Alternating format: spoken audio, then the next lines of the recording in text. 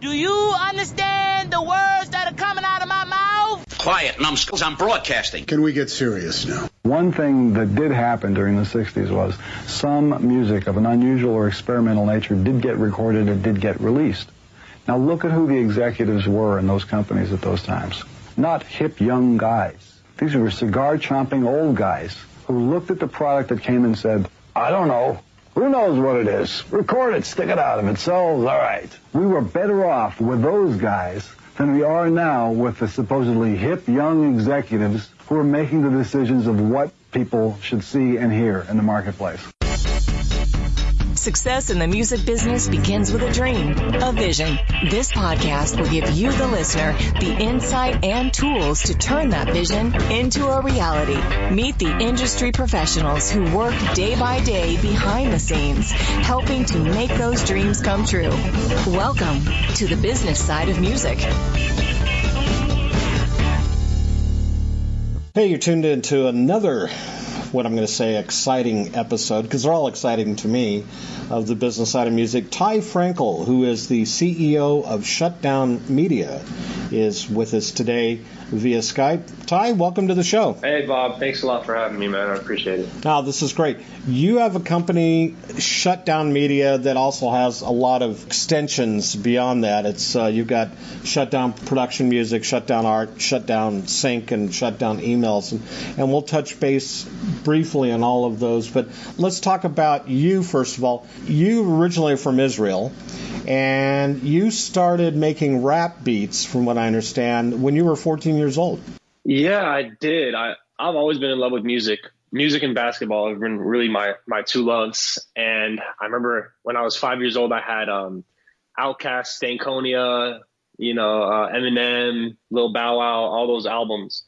And eventually I got into hip hop production. I downloaded FL Studio. I was 14. The first day I downloaded it, I just fell in love with it, and I took it seriously. And I was like, okay, this is going to be what I do. And then you created Shutdown Media in 2017? I came up with the name in 2017. We really came up with the blueprint and foundation of 2016. It was really just me. I used to make music for media myself, like for TV, movies, things like that. And then I really just got 3 or 4 other producers to work with me. Hey, I got all this business. How about you guys make the tracks? I can executive produce it, and we can go, we could split the royalties or upfront fees or whatever. In 2017, we really came up with a name. We grew quite a bit and started to form more into like a real company. It took like a real thing. Let's talk about exactly what Shutdown Media is and what it's all about and what it has to offer. Yeah, Shutdown Media really done a lot since Corona started. It was just Shutdown production music at the start and for the past 3 years. We make really, really great modern music for TV and film, and we work with production music libraries. These are like middlemen that have clients all over the world. Some of these companies are owned by Universal, some by Warner, some by BMG. And what they do is they commission music out to different producers and vocalists and companies like us. We make the music. We send it their way. They put cover art on it. They master it, and then they sell it basically to music supervisors and video game music supervisors and even DJs on the radio as background music. And they get it synced, so it makes like sync fees, and then it makes back-end royalties. That's what Shutdown Music did up until 4 or 5 months ago when Corona started, really big in the States. It was in China for a few months before that. But, I told my employees from the start, I'm not going to cut your hours. So like one of my employees was a single mom. I'm not going to cut your hours. I'm not going to fire you. If anything, I'll figure out new ways to make money, and we could just have you work on that if production goes down with the music side of things, which it ended up going down maybe 70%, man. It's been pretty insane, 75%. But then we started Shutdown Art out of that, so we just did 100 covers for Warner Chappell Production Music. They revamped the catalog. That was a good little boost to income. We're just starting these new divisions really outside of Shutdown Production Music. So taking all the processes and systems that we created there and just taking them over to this other division and really planting all the seeds for that and growing them out of what we did on the music side. Getting back to the coronavirus, I hate talking about this because it's always seemed to really kind of what we focus on, but at the same time, we're in a whole new world. And one of the things that, when we talk about especially music for production, for television, for film, for video games. I read almost at least once a week where somebody is now pushing back a movie release to 2021 because, the film studios aren't cranking anything out. I'm watching us, we're struggling with getting content out there. Is this a good time to really be creating music? I mean, because obviously film and television and that whole world, they're in such a flux. Nobody's in production. Nobody's shooting right now. Is this still a good time to be creating music? Is it becoming a great time, or what's your take on all this? Luckily, we have streaming. 5-6 years ago, if this would have happened, it would have been exponentially worse. So we're in hip hop. I heard EDM has been hit really bad. Maybe 80% of the revenue has been cut because of live shows. That was a huge part of the revenue that they made. But hip hop is going very strong. Hip hop, R&B, other genres that aren't so live show reliant. I think it's always a great time to make music. If that's your passion, if that's your career, people are worrying, people are not focused. Take this time to really buckle down and get better and make great music. If you have to look at doing other things right now to get by, that's something that you might have to take a look at. But I think music is, other than food, the most popular thing in the world, food and water. It's always going to be able to be sold. And I think we're going to get back to where we were, maybe not the exact point, but hopefully within a couple of years, we'll be able to get there. So, I think music, if it's something that you love to do and you want it to be your career, or is your career, then you should keep it going. I think music is always going to have a future. With that being said, I want to give you kudos to your statement where you said, you're not letting any of your staff go. You're figuring out new and creative ways to keep your staff on board because so many entities are not being able to do that. Are you finding different avenues to go down now? Are you finding new resources or sources? I know we talk about you've created some other arms of your company, and we'll talk about those, after the break. But with Shutdown Media, are you still able to keep this ball rolling in spite of everything that's going on? The skill set that I've developed with Shutdown Media, really on the music side, and everything other than music, like the business systems, emailing, those skills, luckily they translated and they translate into other entities that we can start and grow. It was relatively easy to do that with Shutdown Art. Just switched over 90% of the processes from the music side to the art side. We got all these amazing designers on our team. We started reaching out and getting clients. I realize it may not be that easy for other people, especially if you're a musician, you're really great at music. You might have some other skills, but they might not be on the level of, okay, I can just start something and within a month I'm getting paid for it. If that's the case, I still think we should keep doing music. And I think the other thing too is one of the things that we didn't share is you're actually right now, you've left Los Angeles and you're in Mandeville, Louisiana, which speaks of you can be just about anywhere as long as you have cell phone service and you have internet connection. You don't have to be in the big cities anymore to do what you're doing. I mean, look at us. We're having a conversation from several hundred miles, if not 1,000 miles away from each other. And this is kind of becoming the new norm of us all doing business. It is. Man, I was in LA, in Los Angeles, and I loved it. And it really did help. I think if you're in LA and you're not doing anything, then you're wasting your money. The rent there is insane and it's crazy expensive. But if you're emailing people and getting meetings and talking and you're just going to get coffee and you're chatting people up, like that's an incredible place to be if you have what it takes, like if you're backing it up with the substantive side, the music side. But you can definitely be in Louisiana or Iowa or Thailand and still have a great career, make six figures, make millions of dollars in music. But you have to find that sweet spot, and that's going to take some work. Absolutely, yeah. We're going to take a break, get a word in for our sponsor. When we come back, we're going to have some more conversation with Ty Frankel, who is the CEO of Shutdown Media. Hi, this is Bill Sinke. You've probably never heard of me, but you've heard of the business side of music. Good thing. Listen on. You're listening to the business side of music. Hey, it's Chris SD from Sync Songwriter. Imagine what it would be like getting your music into the latest TV shows, movies, or ads. Your songs would not only get exposure in front of millions of viewers, you'd get paid to do it and gain a reputation as the songwriter that you are. I've been showing songwriters, composers, and artists how to get their music into TV and film for over 15 years. Collectively, they have generated hundreds of thousands of dollars from licensing their music. Their music has been on networks such as HBO, Bravo, ABC, NBC, Netflix, and more. In films or trailers such as Predator, Annihilation, Christmas Chronicles, Professor Mac, and many others. So many songwriters upload their music to websites hoping to get discovered. Unfortunately, this almost never happens with the millions of songs out there competing for attention. I show you how to get your music heard by the people who can actually make it happen for you. When you start getting your music licensed, you automatically develop a reputation in the industry. This lets you get syncs over and over again. If you'd like to discover how to connect with the right people in music licensing, just click the Sync Songwriter logo on the Business Side of Music webpage, and I'll see you there. You're listening to the Business Side of Music. Hey, back in the studio, Ty Frankel, who's the CEO, Shutdown Media, is with us. In regards to, or let me say this, in addition to Shutdown Media, you also have, well, you started originally with Shutdown Production Music, right? Yeah. You also have Shutdown Art, you've mentioned that, Shutdown Sync, and Shutdown Emails. With regards to, let's talk about Shutdown Art for a minute, because you broached on that before the break.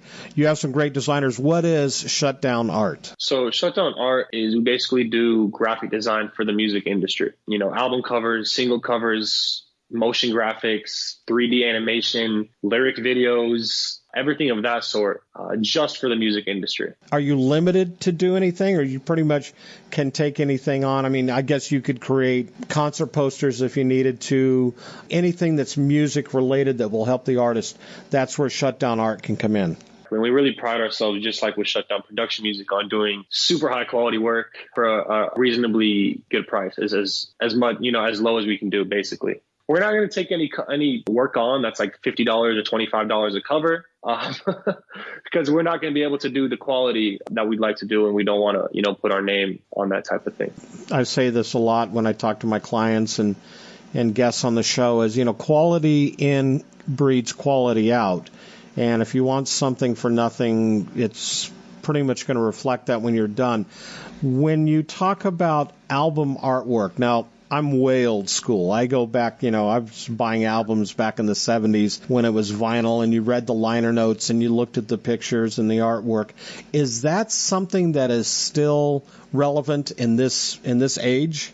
Absolutely. It's more relevant than ever because we're in such a visual time with Instagram, with Spotify. Before you even listen to the music, you're always going to see the album art before, and you can't help it. Humans are primal creatures. It's just evolution. We do judge a book by its cover. We do judge music by its cover. There's nothing you can do to stop that. So I think album covers and just graphics in general, even if they're not album covers, maybe to help with branding and things like that, it's more relevant than it has ever been.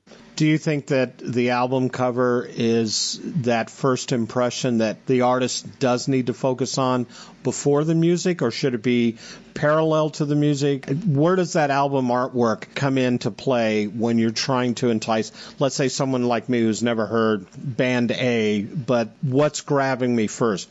Is it the music or the artwork? Because not all the time we're listening to the music first. It's that visual stimulation that we have to deal with. Does it play a very important part before the music? It depends where you're getting your music from. For example, if you talk to a friend and they tell you about a great artist, you're going to look them up right away. You don't really care about the album cover. Or if you hear artists on the radio and you love the song, the album cover becomes irrelevant. But if it's online, on Spotify, Instagram, whatever, I think it definitely is relevant. And it also, album covers and just graphics in general are a big part of an artist's or a musician's image, just overall. You want the album covers to mesh with all the branding you're doing on social media. So you don't want something to be, your album covers are super emo and goth and depressing, and then your branding is super like a rapper, like big and voluptuous, luxurious. You're like this outgoing person. That doesn't make any sense. So yeah, they go hand in hand. And the other thing you said is the branding of the artist. It's creating that brand that's very personal. It's very custom. It's very original for not only who you are, but what you are, right? And that's absolutely a secondary thing. So if you have amazing music, you just got to put effort into it, but you can find a team that's going to help you out with the branding, whether that's a manager or graphic designers or whoever else you need. If you have amazing music that people are going to resonate with, getting that team together to get your branding right, giving them maybe a percentage is something that's very valuable, and it makes sense to do it most of the time, but you're not going to have trouble finding that if your music is on that level. So the music is obviously definitely the first thing you need. Liner notes. Do liner notes have any place anymore? When I was, like I said, a kid growing up, going into the 90s, I'd want to see who was on the album, who produced it, who was the engineer, where was it recorded. Are those things relevant anymore, or is that just a bygone era? I'm not sure. I don't really go into liner notes that much, except to look at my own name, I guess. I feel good about a song or a project that I worked on. Like, cool, I'm in here. People can see me on this. Yeah, let's face it. When we work on a project and our name shows up on the album, it's like, yeah, this is great. It gives that validity. Yeah. Is that something we're just not focusing on anymore? I don't think so. I don't think it's necessary. I think if someone is in the liner notes and they're a big part of a project, they could leverage being a big part of that project themselves, whether that's, using it in their branding and social media, or emailing people and approaching them like, hey, I was a part of this project, when you're talking to people. But I don't think people are getting opportunities off liner notes. Like, I may be wrong here. I definitely could be wrong. A&Rs might be going into liner notes, and they probably are actually, and seeing, oh, okay, this guy produced this project. I'm going to go reach out to this guy. I'm very young. I'm 22, so I don't remember a time when liner notes were relevant, actually. Yeah. Well, and that's an interesting perspective, because I worked as a manager of artist development for a record label. Even back then, I got to say, we didn't really focus on the liner notes, other than if, like, the same session player's name kept popping up over and over and over again. But we had our Rolodex, we had our contacts, and we knew who to call and how to reach out to them. And I guess now, because we have so many other platforms that we can incorporate those names into, whether it's bios or it's press releases or it's photo ops, maybe those are the new liners. I think they are. They give you way more exposure than the liner notes. I feel like if something isn't right in front of your face as a consumer, you're not going to really go looking for it. So liner notes, 99.9% of consumers, I can guarantee you, don't check the liner note. Let's talk about lyric videos for a second. My wife and I produced an artist in the studio a while back. My wife has been managing this artist, and we created just a real simple lyric video, basically because that was his budget. He didn't have really the financial resources to create a really nice, spot-on music video. Lyric videos, are they for one purpose and one purpose only, which is it a sing-along? Is it something what are we doing lyric videos for? Let me ask you that. It's really just another form of content to get your fans interested in a specific song. I think the more content, the better, as long as it's quality. Your fans, if you just put out a music video, that's cool. But then you could put out a lyric video, then you could put out an animation, you could do all this kind of branding. It just is one part of the branding. I think, in fact, it's also a great way to make sure you're getting the lyrics correct. Oh, true. Yeah, that's true. Yeah. Good point. We're going to take another break, get another word in for one of our sponsors, and come back. We're going to continue the conversation with Ty Frankel, who is the CEO of Shutdown Media. You're listening to the business side of music. Hi everyone, I'm Larry Butler, and I want to send you a free digital copy of my new book, The Singer-Songwriter Rulebook, 101 Ways to Help You Improve Your Chances of Success. That's right. Everything you need to know to launch your career as a singer-songwriter, all based on my 40 years in the live performance arena, and believe me, I've seen it all. In my book, you'll find the 10 things you have to deal with before even thinking about becoming a singer-songwriter performer.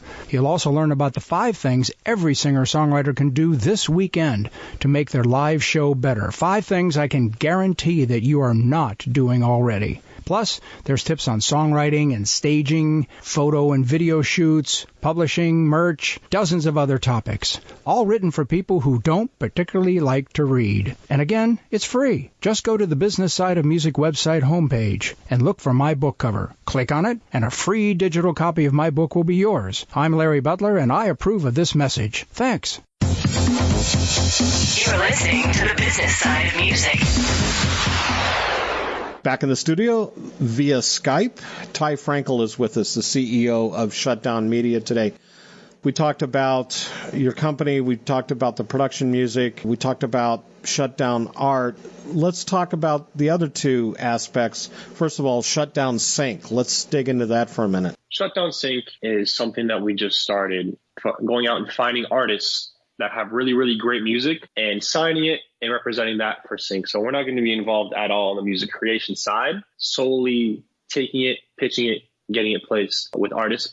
And a lot of artists, musicians, producers don't know about this side of the business, and it's really a shame. There are tons and tons and tons of full-time people I know in this, full-time musicians that I know in this business, and they're not as talented as some of the people that I hear that are part-time in the commercial music industry. I implore whoever's in the commercial music industry to at least take a look at sync and production music and music for TV and film, that side of the industry.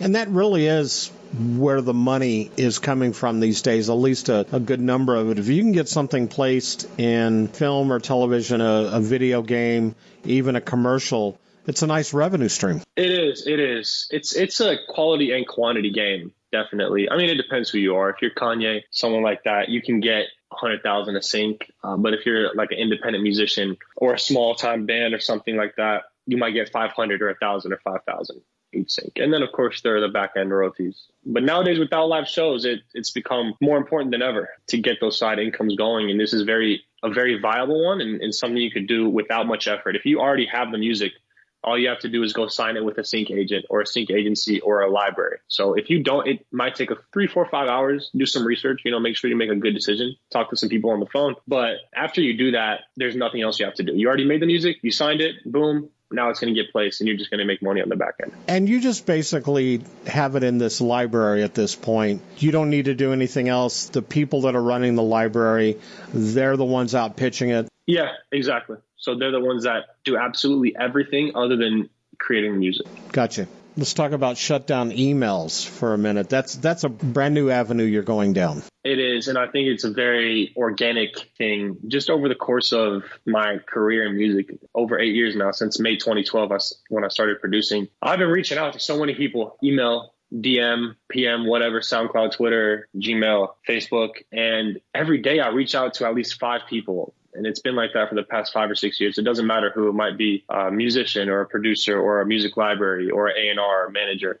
Every day I make sure to reach out to 5 people. It's really helped me, get further my career personally, further the company. But I've really developed the skill of cold emailing, which is such an art. And I almost never get good cold email. I always delete them when I get an email from a company or from a musician like, hey, check out my tracks. I don't even click play. They're so self-absorbed. They're not about what you need as a person, what you need as a company. So I really mastered the art of the cold email. And from that, we're building an agency to where this doesn't have anything to do with music. And actually, I don't want to get into music with this, but we're going to be approaching companies that their clients have an LTV, so a lifetime value of at least $50,000.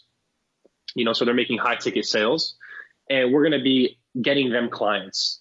So, we're going to be executing these cold email campaigns that we do. And every email is sent manually. We have templates, but we change them up with their name and the company name as well. And we put in the first sentence, this is a big thing when you're introducing yourself. You want to give someone a compliment and make it seem like you're in that industry and you know all about what they do. It's very hard. It's very important. But once you do that, you're in their ear and they know, okay, this person knows what he's talking about. He did research on me. He knows that I might need help with something and they might have it. So that's a big part of what we're doing with shutdown emails, that introductory email. After that, it's really just template emails that we plug in their name and company.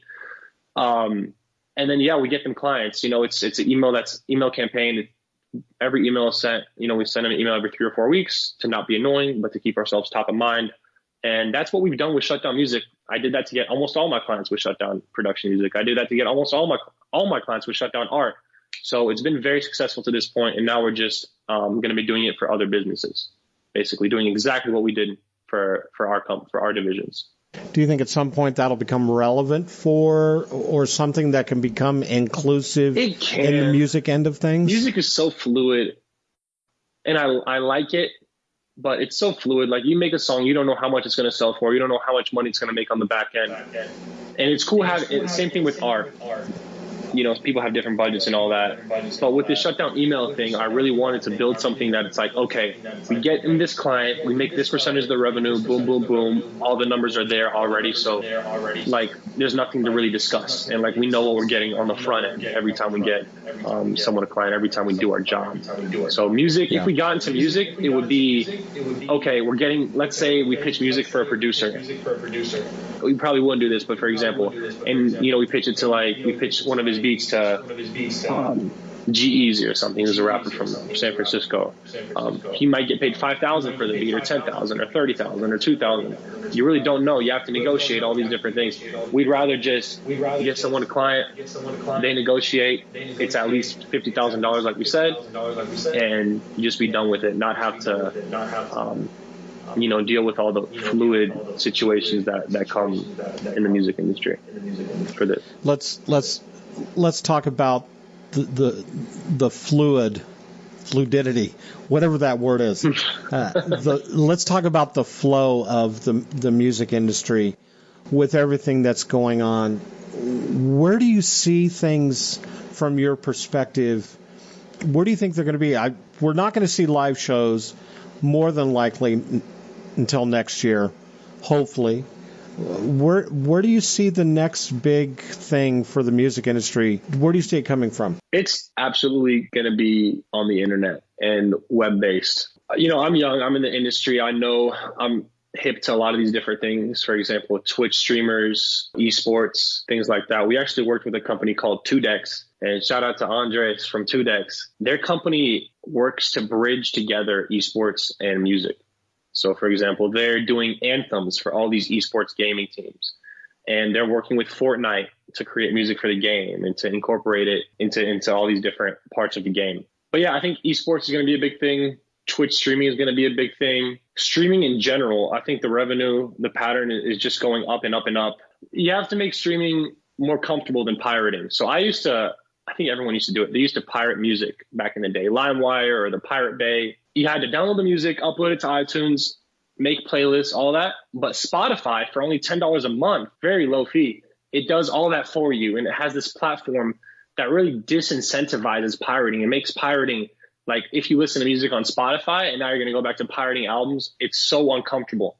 And Spotify has everything there for you for a very low fee. So I think they needed to disincentivize pirating by making the paid option that much better. And that's what they did. I think people are slowly weaning off of getting used to not paying for music. And they're paying that $10 a month fee, which is, like 12 albums a year. And I think that's pretty fair. So definitely streaming, esports, and a lot of net-based stuff, a lot of vlogging, less like big production TV show stuff, and more like individual content creators doing vlogs, and maybe they put background music in the intro, outro, or during the video. More of that type of stuff. I mean, we're even seeing that in, our show with our bumper music and our intros and our outros. We shopped a production house in California, and they got us what we wanted. And, we've been using it for 3 years. I want to jump back to the piracy, though, because I remember late 90s, early 2000s when, as a record label, we were dealing with Napster, and we were dealing with Kazaa and Morpheus. And that mindset of the consumer back then wasn't so much on the quality, because the quality really sucked. It was horrible in those early days. Sometimes you wouldn't get a complete song, or somebody had it was such a bad recording, but it was free. And that mindset you're talking about now, the quality needs to be good, and people are starting to change their mindset. Is that what you're saying? They're willing to pay that $10 a month or whatever it is to get a good quality sound? I don't remember those days. I used to pirate music when I was like 6 or 7, back in the LimeWire days. It might have been 03, 04, 05. I remember those days. I'm not sure I think the quality was fine back then, and the quality is still fine now. So you can get it in FLAC, F-L-A-C. You can get it in WAVE in 320 kilobytes per second.